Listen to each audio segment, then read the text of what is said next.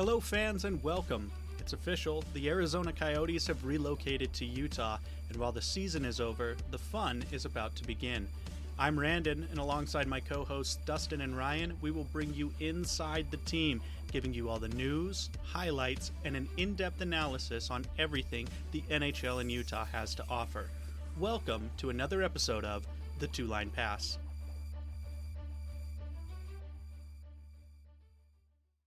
Hello, fans. Welcome in another episode of the Two-Line Pass podcast. I'm Randon. Here with me, as always, is Dustin and Ryan. And today we are bringing you the first of our player profiles series. What we're doing is we're welcoming the Arizona Coyotes to Utah, and we want to break down the players that are here, the players that are going to be here. I mentioned it last episode that I didn't think too many people were big fans of Arizona before they came to Utah. I think we're all migrating to that fandom, and maybe a few of us are not as familiar with the team as we could be. And so that's where these player profiles come in. We're going to teach you about the players. We're going to go over what they've done for us and for other teams in the past, get you familiar with these players. Boys, how are you guys doing tonight? Are you ready for the player profile series? I'm born ready for this. I'm excited. This feels like when back before like social media and all that, I would learn about my teams by playing like the PlayStation or Nintendo 64 games, and that's how I learned about the teams that I liked. I think this is going to be a really good tool to learn the team that we're going to root for. Yeah, sure. I'm pretty excited for this, and I think to get more hockey fans in, it'll be good if they know who they're supposed to be cheering for and what to like about them. That's what we're here for. We're here to give you information and let you run with it. If you want to take our opinions and run with those, you're more than welcome to, because they're really good opinions, especially mine. You guys are welcome to do with this information whatever you will. And today we are going to talk about the guy, the big one, Clayton Keller. He is, I think, right now the face of the franchise. I think he's the future of the franchise. I think he's not the distant past, but I think he's been the past for the last few years. And so today we're going to talk all about Clayton Keller and welcome him to Utah. A few of you may have been at that event where the team came to Utah, and you may have already seen Clayton Keller. Maybe you watched some highlights of him. Clayton Keller is an all-star. He is the guy. I think he's the best on the team currently. So let's get into it. Let's talk about who Clayton Keller is and how important he is to this team. Clayton Keller came to us. He was drafted number 7 overall in the 2016 entry-level draft.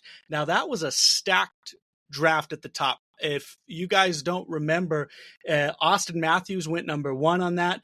Patrick Laney went number 2. He plays for the Winnipeg Jets. He is a rock star. Pierre-Luc Dubois went number 3, and he is underperforming, especially this season in Los Angeles. But he is a very, very talented hockey player. And of course, if you're paying attention to current playoff hockey, Matthew Tkachuk went number 6, right before Clayton Keller in that draft. Clayton Keller up there with some of the top names in the NHL right now in terms of his draft stock and priority. And I think Arizona has been more than happy with what they've gotten out of him since he's been here. He's just been an incredible producer. And Dustin, I think you've seen his stats, and you know what this guy means on the ice for this team. Yeah, I mean, the team, we were talking about it a little bit before we started recording. The team does not have a captain, but he does have the A on his chest for the assistant captain, assistant to the captain, like that office Dwight Schrute debate, whether he's the captain, the assistant to the captain, the assistant captain. I don't really know. Yeah, you lead the team in points, you lead the team in goals. You're obviously super important to your team. He's under contract for the longest of any rostered players that we have right now. He takes up like the highest percentage of the cap. Like, he is probably, barring, like, obviously we can't read into the future and see whether or not there's going to be any big moves made and anybody shipped off, but he's likely the future of this program for the next 2 to 5 years at least. He's a very important and crucial piece of the puzzle for Utah NHL team. All right, so Ryan, take it away. Initial thoughts on Clayton Keller. My initial thoughts on Clayton Keller are The only thing that I see as a downside to him is he really is the best player on the team. And that's not a down thing. It's just I don't think we've seen his full potential. I think if he had a top line center or another, you know what I mean, like somebody who could dish him the puck as well as they could, I feel like he is worthy of that seventh pick in the 2016 draft, because it's not like he's a schlump by any means. I think he's averaging close to a point per game. I know he came 2 points off of doing it last year. He had 76 points in 78 games. He's extremely good on the power play too. And yeah, I think he's a guy fans can get excited and get behind, because he is going to be here for term, and he's very good at hockey. Thank you, guys. I think he is an incredible player, an incredible athlete. And let's get into his kind of hockey sense. Right now, Clayton Keller is basically our stud right winger. He does play both wings, though. Right now, he's obviously listed as a natural right winger, but he has played left wing. That's one of the things, if you're not super familiar with hockey, there's generally 4 lines of forwards and 3 defensive pairings. And what you'll see is coaches mix and match those positional players. Now, usually it's, I want this right winger to play with this center and this left winger, and I'll mix and match those positions. But sometimes you can see, okay, I think you should play the left now, and this guy's going to play the right, and maybe this center is going to move over. Case in point, if we're talking about moving, right now, Keller's on the top line with the center, Barrett Hayton, and left wing, Nick Schmaltz. Well, Nick Schmaltz is listed as a natural center. You can see how some of the positioning has moved to where, depending on the game, and you generally don't see it shift game to game, but over the course of the season, you'll see it evolve. And for right now, we'll see when the season starts, when the puck drops, depending on who we have on the team, we'll see who he pairs with. Like Ryan said, Barrett Hayton, I'm not going to knock the guy. Like, I'm sure he's a tremendous athlete, but 33 games, 10 points isn't exactly a rock star like Sidney Crosby. Now, there's not too many Sidney Crosbys out there, but I think the center position is becoming one of the most incredibly important positions. So if Clayton Keller did get a rock star center to play with, I think it would elevate his game even more. But we have Logan Cooley, obviously, as our young up-and-coming center, but we'll see as the season goes on who Clayton plays with. Like I said, he's a right winger, and right now paired with Barrett Hayton and Nick Schmaltz. And I think paired with Nick Schmaltz, he's had his most success, and we'll see if that continues into this next season. But I'm excited to see who he's paired with. I'm excited to see him out on the ice and kind of see that production that we've seen out of him. So you talked about in a previous episode about how sometimes the way the NHL draft works is they'll get selected, but then they spend some time down in like the minors, the AA, the AAA, the ECHL, the AHL. And that's not what Clayton Keller did. He came in, and basically his first full season with the club, he leads the team in points. And that's basically where he's been since he came to the team. You know, in the 17-18 season, he leads the team with 65 points. And he's basically done that every single year that hasn't been cut short by injury. He had one injury in the 21-22 season, but he's come back from that, and he's led the team in points both the years after that. So he's a very important key piece of this team. He's averaging the last 3 years like right around 70 to 75 points, which is putting him right around 30 goals, which is going to be the top like 5% of the league. Anybody that's listening, if you're sort of new to the NHL and fandom and breaking down this the game, I'm not sure if you get as far into the analytics as I do. If you're familiar with the NBA, and if you're familiar locally with David Locke, he gets super into the weeds in terms of like numbers and like on ice time. Well, not on ice time, because he's talking about the NBA, but there's a really cool website that you guys just showed me about, nhl.com/edge, and you can look up all of these players and see all sorts of breakdowns in terms of not just how he plays, his shooting percentages and all that, but it'll tell you his speed, and where it sits in terms of like the percentile of the league as a whole. And it kind of gives you like a quick oversight in what type of player and what type of skater that Clayton Keller is. He's below the 50th percentile in speed, but he's in the 80th percentile in terms of skating distance. So he's not the fastest guy on the ice, but he's got a lot of stamina. He moves around. And that's something that if you're trying to learn about this team and about these players, go to that site and just kind of learn about them. And I could rattle off like, oh, he scored 30 goals in this season, and he scored 35 in this season, and I let you know that he's got 49 assists last year and 43 assists this year. And I just don't think it makes for super entertaining podcasting if I'm just sitting here reading his box score and his yearly stats to you. But that's some way that you can learn about this team. And I don't know if you learn about athletes the same way that I do, but that's going to tell you a whole lot more than I'm going to be able to tell you just reading off his stats. But just know that he's the most important player to this team right now, and he's likely going to be there, like I said, for the next 3 to 5 years. This is, if you're going to learn about this team and you're going to root for this team, Clayton Keller is somebody that you absolutely need to know. He's the key cog of this team. So with Clayton Keller, there's a couple things you're going to get out of him. Number one, the kid is one of the most intelligent on-ice hockey players I have had the pleasure of watching. The kid makes some unbelievable, smart hockey plays. He's good in tight spaces, crowded by defensemen. He's not super physical, so don't expect him to be throwing checks very often. I mean, he'll finish his check, but he's not going to railroad somebody like Trouba. He's not going to be pushing and shoving in front of the net, trying to get under skin. We brought him in, and I think the Coyotes drafted him because he is very smart and very talented. And he likes to score at the face-off dots off to the side.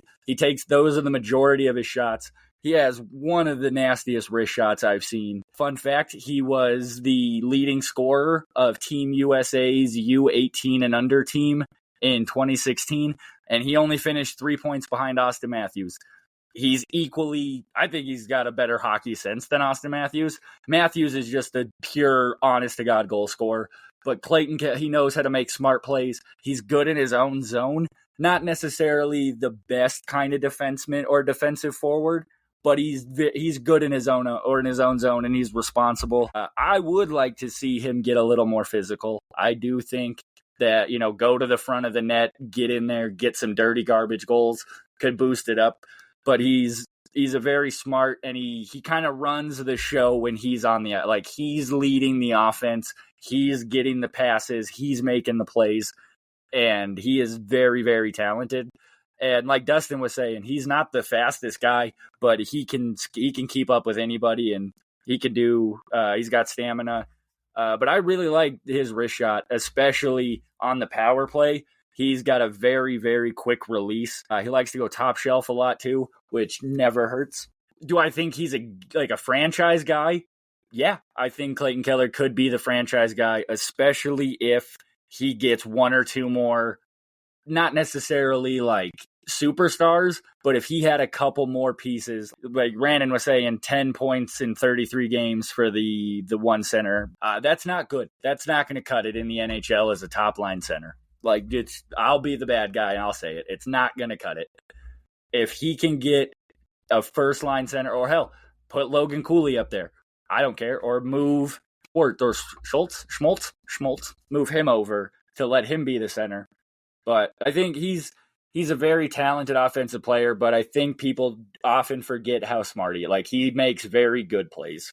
And his IQ in hockey was one of the things, probably the main reason he got drafted more than his actual goal scoring. Now, Brandon, I'll ask you a question. I'm going to liken this to the Utah Jazz, because I think we're going to have a lot of people that are listening to this podcast who are hardcore Jazz fans and know the history of the Jazz franchise, but they may be sort of new to the game of hockey. A few years by now, this was almost 20 years ago or so. The Jazz had a season where they were picked to finish last in the league, and they finished right at 500. And Andrei Kirilenko was an all-star, and then they signed some other players, and Andrei Kirilenko became more of a almost like an offensive afterthought, to where he went from being an all-star to like the fourth or fifth option offensively on the floor. Do you think Clayton Keller is the type of player who, even if they bring in a couple of other big names, if they bring in another star, is he still going to be the top guy on the roster? Or do you think that he's a guy that he's putting up numbers because he's the best player on a bad team, and if they brought in other players, then maybe he falls back a little bit down the line? Yeah, that's an excellent thought. And I don't think he's the type of player I don't think he needs the spotlight by any stretch of the imagination, but I don't think he's going to shy away from it. And if we're looking at in terms of being the best on a bad team, there's no doubt about that. But he has been the only all-star from the Coyotes in quite some time. Oliver Ekman-Larsson back in 2018 was the last time somebody not named Clayton Keller played in an NHL All-Star game representing Arizona. Clayton Keller was an All-Star in 2019, in 2022, 2023, 2024. So the last 3 years, he is just, the kid has, as he's grown, he has gotten better and better. I don't think that he's going to diminish even if we brought additional talent in. So I'm going to liken it to like Ryan was saying about if you bring in some top level guys.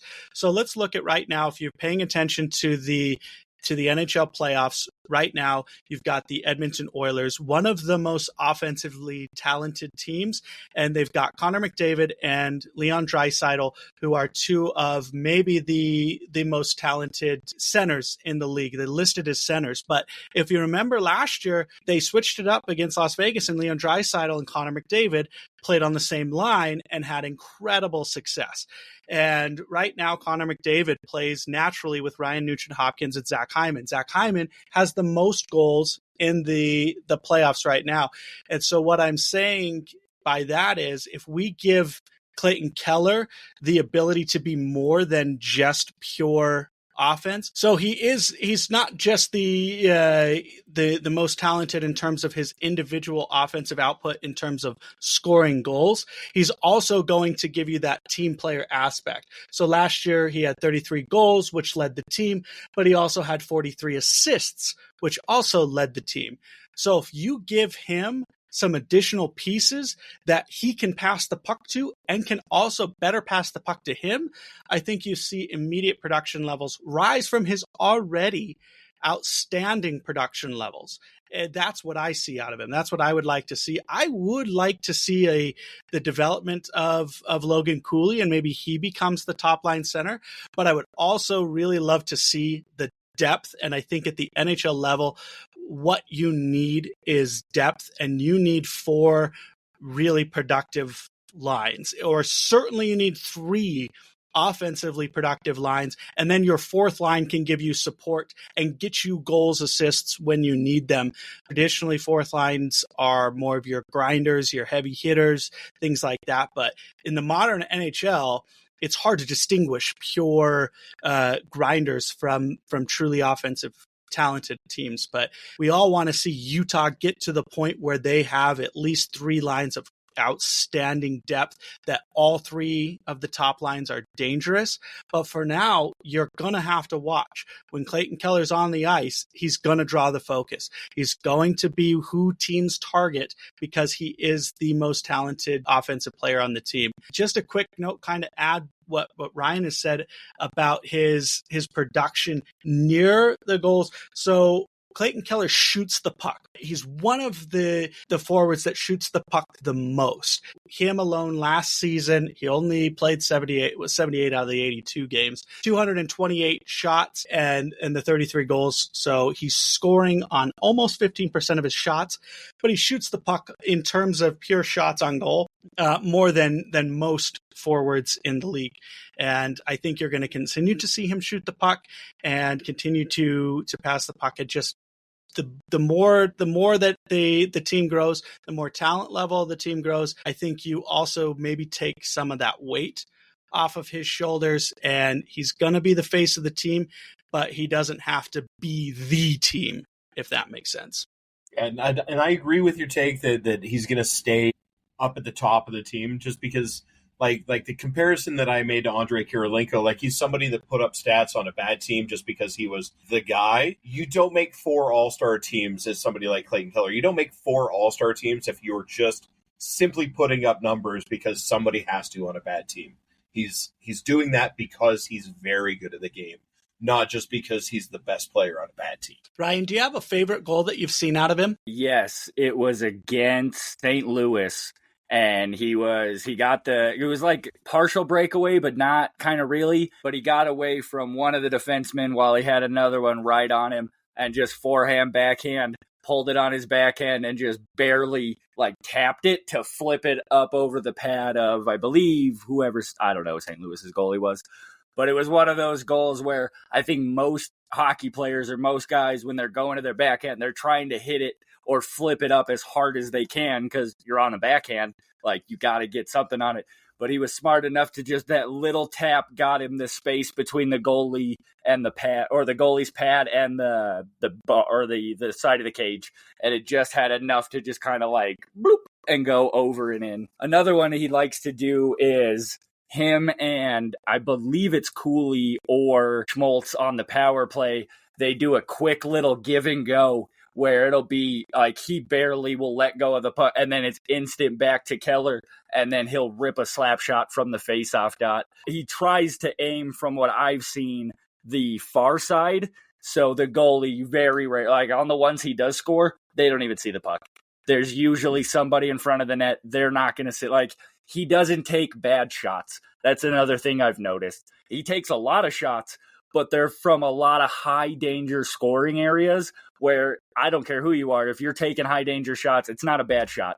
If you watch the NHL, you'll see a lot of goals are weird, just kind of throw it at the net. Hopefully it'll bounce in, and it does. And he, especially from that lower right side on the faceoff dot in, he's basically the opposite end of Ovechkin. Like, so if you're a hockey fan and you know where Ovechkin's office is on the ice, Keller's is right across the hallway. We talked about, Dustin, that maybe in terms of familiarity with the other teams, you're still getting there. And Ryan, I know you're familiar with who I'm about to talk about, but there is a NHL analyst. He used to have his own blog called Puck Daddy, but Greg Wisniewski's very, very involved NHL commentator, analyst, and insider. And he floated a couple of weeks ago, he floated a straight up trade, Clayton Keller for Mitch Marner. And Mitch Marner is a winger for Toronto. Now, if you're not familiar, the Toronto Maple Leafs have quite a few all-star players. In fact, they have the core four, which is Mitch Marner, Nylander, Austin Matthews, and Morgan Riley, their defenseman. Morgan Riley. So you've got your core four in Toronto, and it hasn't worked. And so he floated Clayton Keller, Mitch Marner. Now, Mitch Marner, game for game, has more points on the stat sheet in terms of his pure point percentage production. He's got more than Clayton Keller. Now the argument is that because he was on a better team with better players, or is he the better player, and would he fit in with Utah? And I don't know, Dustin, if you have any thoughts on the matter, if you want to discuss them, or Ryan, if you thought it, but I thought it was quite the interesting trade. If we were to, as we sit and talk about the face of the franchise, if he were to get traded this summer, what a wild turn of events that would be. Is Clayton Keller too important to ever trade him for somebody like Mitch Marner, even though there's technically more production there? I would not. If I'm the Utah NHL team front office, there is no way on this green earth that I am trading Clayton Keller, because the Two Line Pass podcast just did an episode about him, and I don't want them to waste their time talking about somebody that I'm going to trade this offseason. So I'm not doing that. And they're listening. If they're not listening now, they're going to be listening by season's end. And are we going to be shadow puppet controlling the team? Maybe. I don't know. I We're can't basically a shadow front office already. Ryan, if you want to give like a more detailed actual hockey expertise breakdown of that trade rather than just my sarcastic answer. No, I mean, your answer was great in and of itself. But for all those stingy nerds out there who want the real hockey talk about it, I personally think the only reason Mitch Marner is putting up more points than Clayton Keller is because Clayton Keller doesn't have an Austin Matthews, a William Nylander, a Morgan Riley. He doesn't have much going on with him. Like, he just does it. And I think if the roles were switched, I think Clayton Keller would put up way more points in Toronto than Marner puts up in Toronto already. Like, I firmly believe Clayton Keller plays a much different kind of hockey. Whereas, sure, Clayton, he's not the most physical guy, but he plays a good grind it down, like hard-nosed hockey where he's smart out there. I think Mitch Marner is lazy. I think he's cocky. I think he has a bad attitude in Toronto because, as he said, we're basically gods up here. I don't want that on my hockey team. I'm going to be 100% honest. I want the guy who he lets the play on the ice speak for himself. And Clayton Keller gets to be an all-star every year because his play speaks for himself. Mitch Marner is only good, in my opinion, because he gets to play with Austin Matthews and William Nylander. When the playoffs came around, what did Marner do? Nothing. Absolutely jack shit because he doesn't care. He's getting paid $11 million to just do whatever he wants and go play golf after a second round or first round playoff exit. I personally do not like Mitch Marner's style of play. I really do think he's a big baby, and I like Clayton Keller. Plays a better brand of hockey. Do I think it would be a trade? Is he a trade target? I mean, if we're going full rebuild mode, I guess. But even then, we're basically already in a rebuild mode. Why waste, the guy we have the most contract on and arguably the guy who can lead this team? Because unlike Mitch Marner, Clayton Keller is a leader on and off the ice. We have $40 million in cap space. I was going to toss that out. I hear you talking about like cap space, whatnot. How much does, like Ryan just said, he's making Mitch Marner's making $11 million a year. I'm not sure if that's his exact salary right now or not, but if he's making 11 and Clayton Keller right now, he's making 7.1 for the next 4 seasons. How much does that factor into the decision that you're making, knowing that this team, like they have some work to do this offseason with no defenseman under contract? How nice would it be to have that extra $4 million not making that trade, especially if we think that those two players, at least statistically, seem very comparable? For sure. And I think the one thing to note is the Utah hockey team does have the most available cap space. We currently have no defensemen under contract. We have right now about $29 million locked up on our forwards, but we have $40 million in cap space available to us. If I am the owner, right, if I'm Ryan Smith, I don't need to win a cup now, but I do need to be very competitive now. And so what I'm telling the GM is, I know the GM's philosophy is to draft and develop, right? But I think every GM says that their philosophy is to draft and develop. You always want, if you can, your system to be stable enough that you draft and develop, right? Because that's long-term stability, that's long-term growth, and that's where to turn a phrase, you retool, you don't rebuild, right? But there's also a very real world where you have $40 million in cap space and you go after guys that can help you win. And can Mitch Marner help Utah win? Yeah, he can. He's a tremendous hockey player. I don't think if we need one takeaway from how important Clayton Keller is to the team, there's a lot of narrative in Toronto around Mitch Marner's ability to handle the spotlight. And when the spotlight gets bright, he melts away. If he comes to Utah, he is the team, not just in the playoffs. He's the team everywhere. And is he capable of handling that? And I haven't watched every single game he's played, but if you believe the people who do, he absolutely is not. Clayton Keller has shown time and time again that he is capable of shouldering that burden and taking that spotlight and running with it and becoming a 3 consecutive and 4 if you count the gap years time all-star. And so I think that even being mentioned as a potential trade that that an NHL insider is saying, listen, you've got a core four that you can become a part of, because that's what he's insinuating Clayton Keller will be. He'll be an integral part to some of the best players on one of the spotlight franchises that has a lot of media attention on them. And if that doesn't tell you everything you need to know about Clayton Keller, I don't know what will. The guy is just that important to the team. He's that important of a player. And on any team, regardless of the talent level they already have, your team is better with Clayton Keller on it. And so I hope that Utah keeps him. I hope they build around him. He's 25 years old right now. You figure you can keep playing well into your mid-30s in the NHL if you're a top-level player. And right now, I think he would be classified as in his prime.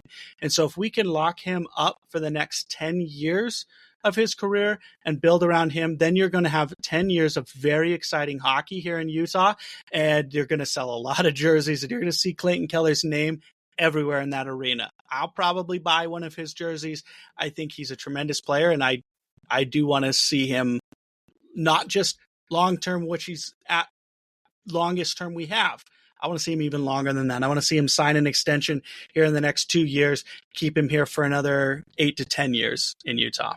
And with the $40 million in cap space, that gives the team, you can do a lot with $40 million. I know a lot of people out there hear $40 million and think like basketball or baseball terms, and they're like, $40 million, that's one dude. It's like, no, you could almost build an entire franchise in hockey around 40-ish million. Like, I think coming to Utah is going to be a big change for these Arizona guys, because for the last 2 or 3 years, they've been playing in a college stadium with fans who don't really give a shit, an owner who doesn't really give a shit. Nobody has cared about them.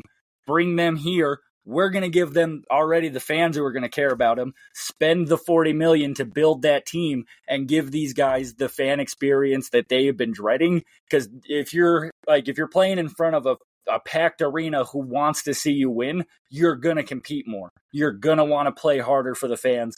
And that's almost impossible to do playing in front of 5,000 college kids at Arizona State University. No offense to the Sun Devils.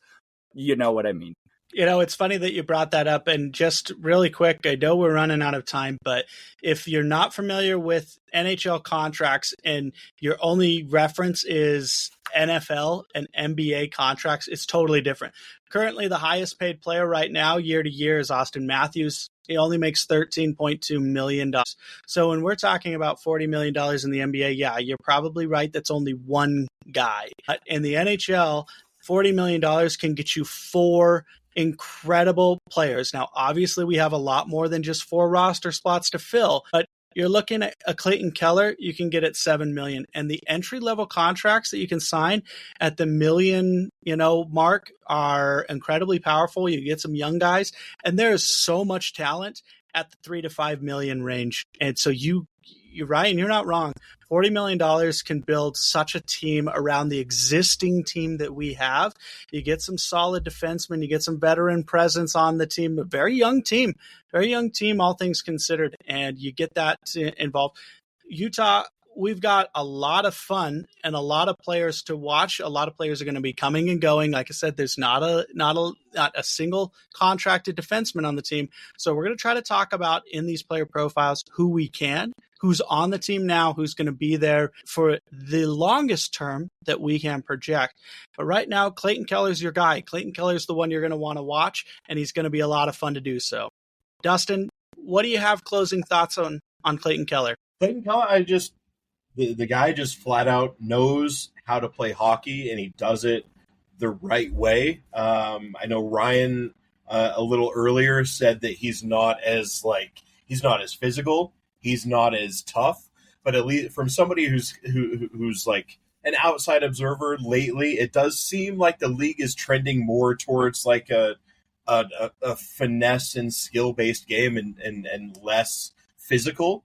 So I don't think that's a bad thing necessarily to have a style and finesse type player rather than a hard-nosed, like check you into the wall type player. The game just seems to be going more that direction. Ryan, any closing thoughts on Clayton Keller? If the team sticks with him, I do believe Clayton Keller can be a franchise guy. I think there are a lot of reporters out there who might not think so, but I think if you give him the tools to succeed, he's done nothing but succeed in his career playing hockey. Like, he won gold medals in juniors. I'm pretty sure silver medal with Team USA at some point or something, but like, he's a very successful kid, and I think he's going to be fit in just fine to Utah. He seems like the kind of kid who he's going to fit in, and I think he's only going to keep getting better. Like you were saying, Randon, at 25, he's really just getting into like the first year of his prime.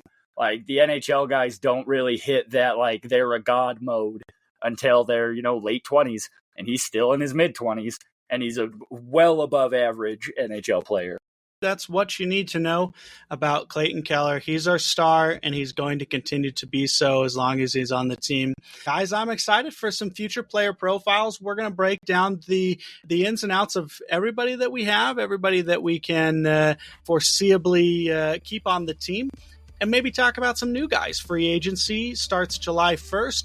We'll see who we have. We're going to have available to you, though, your player profiles before then. Then we'll keep you locked in all summer long on the comings and goings of the players. Guys, thanks so much for joining us today for our first player profile with Clayton Keller. For Dustin and Ryan, I'm Randon. Hey, thanks so much for listening, guys. We'll talk to you soon.